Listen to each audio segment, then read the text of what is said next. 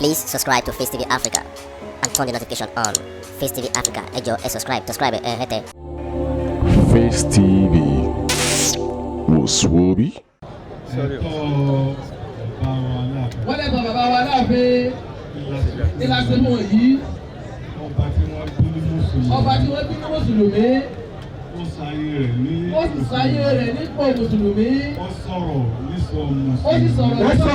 Mùsùlùmí. Ọlọ́run sì fi hàn pé Mùsùlùmí ni. Ni wọ́n. Ẹni Ọlọ́run bá gbẹnu ẹ̀ sí. Ẹni tọ́lọ́run bá gbẹnu ẹ̀ sí. Tó sọ̀rọ̀ tó sì ṣe. Ó tó ká mọ̀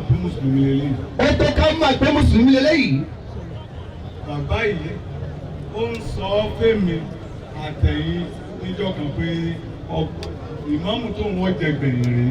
Bàbá yìí sọ́jọ́ kan fún wa fún bàbá ìmáàmù àgbà àti fún gbogbo òlu ibi ọba táwọn ìmáàmù táwọn jẹ gbẹ̀yìn rèé. Ibi táwọn yìí náà ni wọ́n ti sọ o. Ibi táwọn yìí náà ni wọ́n ti sọ lọ́dún náà. Ìjọ tí wọ́n ń wé láwàní fún mi. Ìjọ tí wọ́n ń wé láwàní fún bàbá àgbà. Wọ́n tún sọ lẹ́ẹ̀mejì ní pé ìwọ ló kírun sí mi la. Wọ́n tún sọ lẹ́ẹ̀mejì ní wípé ìwọ ló kírun sí mi la. Ó sì ṣe bẹ́ẹ̀. Ọba tó jẹ́ wípé fúnra rẹ̀. Ọba tó jẹ́ pé fúnra rẹ̀. Ẹni ń sọ pé bí ó ti rí ní tí sì rí bẹ́ẹ̀. Ní sọ yín pé bí ó ti rí ní tí sì rí bẹ́ẹ̀. Ó ṣe olórí alálàájì gbogbo Nàìjíríà. Wọ́n ṣe olórí gbogbo alálàájì gbogbo Nàìjíríà. Tani ń bẹ láyé tí ò ní ṣe.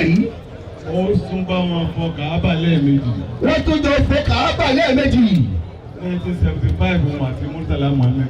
Ní 1975 àwọn àti Murtala Muhammed. A ṣe ní ṣàdúrà fún wa. Ẹni tó bá ní a ṣe ṣàdúrà fún làdúrà ò ní bá. Ẹni tó bá ní a ṣe ṣàdúrà fún àbá ṣe kírun sí náà làdúrà ò ní bá. Wọ́n làdúrà ò ní bá. Bàbá yìí. Wọ́n gbìyànjú. Púpọ̀. Mo sì fi gbàgbá sọ pé mi ò kì í ṣe Mùsùlùmí. Wọ́n fi gbàgbá sọ pé òun kì í sọ́ba Mùsùlùmí. Mo fi gbàgbá sọ pé òun ò kì í ṣe Mùsùlùmí. Wọ́n fi gbàgbá sọ pé òun kì í ṣe Mùsùlùmí. Tó bá wí bẹ́ẹ̀ kí láṣẹ fún. Tí ẹ bá wí bẹ́ẹ̀ kí láṣẹ fún akẹ́lẹ́gbẹ́ mẹ́. Ó kí jímọ̀ káyìn lọ́dọ̀ mi. Wọ́n kí jímọ̀ káyìn lọ́dọ̀ mi wọ́n gbà. Níjọ́ tí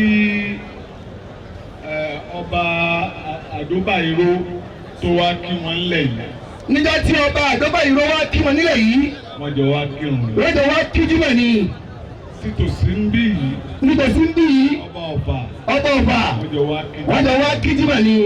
Bẹ́ẹ̀ lọ́tà àlè kàtà. Àjọ kí yídì káyìn ni. Àti àwẹ̀ àti iléyá. Àti iléyá. Ẹ dákun àfáà tí wọ́n mú ti ń gbẹ́bọ, àfáà tí ń bẹ́yàn lórí, àfáà tí ń jẹ́yàn. Ẹ dákun nítorí Ọlọ́run ṣé wọ́n dá àtẹ́lẹ̀ yìí níwájú Ọlọ́run. Àfáà tí wọ́n mú ti ń gbẹ́bọ, tí ń pààyàn, tí ń gbẹ́bọ, tí ń pààyàn, tí ń mutí, tí ń jẹ́rẹ̀ èèyàn. Sílẹ̀ ń dá tí ọba tó lọ yìí. Ẹ jẹ́ bá wọn dúpẹ́ lẹ́ẹ̀mẹ́ta. Alhamdulillah rabbil alamin. Tí wọ́n fi tọ́ sí àdúrà nìyẹn. Ìjẹ́ mi tọ́sí àdúrà nù o. Ó tún kúnlẹ̀ ní oríṣiríṣi àwọn nǹkan o. Ó tún kúnlẹ̀ tá a lè kà tán lóríṣiríṣi. Nísìnyí báyìí. Ká tó ṣe àdúrà méjì tó kàn lẹ́yìn eléyìí. Bàbá wa Sharafudeen Òjó. Bàbá wa àgbà níbẹ̀ sí. Wọ́n máa wí fún ẹ lọ́kọ̀ọ̀kan. Wọ́n máa wí fún ẹ lápapọ̀. Ẹlòmíì òwúlẹ̀ ní jẹ́ kí ó dákọ̀ òun. Gbà mí. Wọ́n á gba sàrà. Fún bàbá. Allahumma salli ala sayyidina Muhammadin al-Fatih lima ughliq wal khatim lima sabaq nasir al-haqqi bil haqqi wal hadi ila siratika al-mustaqim wa ala alihi haqqa qadrihi wa miqdarihi al-azim. Amin. Àdúrà pẹ́ lọ́dọ̀ Ọlọ́run. Alhamdulillah. Àtọrọ ìkẹ́gẹ́ fún ànábì wa Muhammad. Sallallahu alayhi wa sallam. Kẹ́nà kárí gbogbo ará alẹ́ ànábì àti gbogbo àwọn sàhábà lápapọ̀ ridwanullahi ta'ala alayhim ajma'in. Àmín. A kí gbogbo tí jẹ́ ọmọ àlọ́ Ọ̀yọ́ látòkè délẹ̀. Pé ẹ̀kú àsẹ̀yìndé bàbá wa Alhaji Abdulhamid Adéyẹmí Aláàfin. ọlọ́run jẹ́ kí ẹ̀yìn wọn ó dùn fún wa. Àmín ya bákan Allah. náà a kí àwọn ìyá wa yaba nínú ilé ẹ̀kú àsẹ̀yìndè àwọn bàbá wa Ọ̀yọ́mèsì a kí yín pé ẹ̀kú àsẹ̀yìndè gbogbo ẹ̀yin bàbá wa ọmọ ọba a kí yín àtẹ̀yìn ìyá wa ọmọ ọba ẹ̀kú àsẹ̀yìndè gbogbo ẹ̀yin tẹ́ ẹ wá látòkèèrè a kí gbogbo yín ọlọ́run sọ gbogbo yín lẹ́sàn-án rẹ̀. báyìí ní ìsìn ètò fìdáhùn fún bàbá wa Alhaji Abdulhamid Aláàfin yóò bẹ̀rẹ̀ ní ìwọ̀nba sáráì bó tilẹ̀ já sí pé ẹni àdúrà ni wọ́n kí wọn tó kù láyé wọ́n sì ti àwọn nǹkan rẹ̀ síwájú ọlọ́run ọba ìwọ̀nba tá a bá ṣe náà bá a ti pọ̀ tó yìí náà ọlọ́run kó mú ládàá rẹ̀ lọ́ọ́ bá wọn. Àmín ya Allah. Bismillahir Rahmanir Rahim. Bismillahir Rahmanir Rahim. Ashhadu an la ilaha illallah wa ashhadu anna Muhammadan Rasulullah. Ashhadu an la ilaha illallah wa ashhadu anna Muhammadan Rasulullah. Allahumma salli ala Muhammad wa sallim. Allahumma salli ala Muhammad wa sallim. Alhamdulillahi rabbil alamin. Alhamdulillahi rabbil alamin. Astaghfirullah al-azim alladhi la ilaha illa huwa al-hayyul qayyum wa atubu ilayh. أستغفر الله العظيم الذي لا إله إلا هو الحي القيوم وأتوب إليه. اهدنا الصراط المستقيم. اهدنا الصراط المستقيم. إنك لا تجوع فيها ولا تحرى. إن لك ألا تجوع فيها ولا تعرى. إنك لا تسمع فيها ولا تجعى. وأنك لا تسمع فيها ولا تجحى. لا يدل ولا يشقى. فلن يضل ولا يشقى. رزق ربك خير وأبقى. ورزق ربك خير وأبقى والآخرة خير لك من الأولى. والآخرة خير لك من الأولى. ولسوف يعطيك ربك فترضى. ولسوف يعطيك ربك فترضى. لا يعلم من خلق وهو اللطيف الخبير. ألا يعلم من خلق وهو اللطيف الخبير. بما غفر لي ربي وجعلني من المكرمين. بما غفر لي ربي وجعلني من المكرمين. ما أمره إذا أراد شيئا. إنما أمره إذا أراد شيئا يقول له كن فيكون. أن يقول له كن فيكون. احسمنا من الشك والشرك. اللهم اعصمنا من الشك والشرك والنفاق والجدال. والنفاق والجدال والعوام. وسوء الهوى. لا تدركه الأبصار. يا من لا تدركه الأبصار ويدرك الأبصار. وهو يدرك الأبصار اللطيف الخبير. وهو اللطيف الخبير. لا تجعل الظالمين علينا سبيلا. رب لا تجعل الظالمين علينا سبيلا. واجعلني غالبا غير مغلوب. واجعلني غالبا غير مغلوبين. وسيكفيكهم الله. فسيكفيكهم الله هو السميع العليم. وهو السميع العليم. اللهم رحمتك نرجو. اللهم رحمتك نرجو لنا شأننا كله. وأصلح لنا شأننا كله إنك على كل شيء قدير. إنك على كل شيء قدير. واجبنا لقوم الظالمين. اللهم اهدنا على القوم الظالمين. لا يؤود بصوما وهو العلي العظيم. ولا يعود حفظهما وهو العلي العظيم. كفيناك المستحسنين. إنا كفيناك المستهزئين. الله يعصمك من الناس. والله يعصمك من الناس. وبهت الذي كفر. وبئس الذي كفر.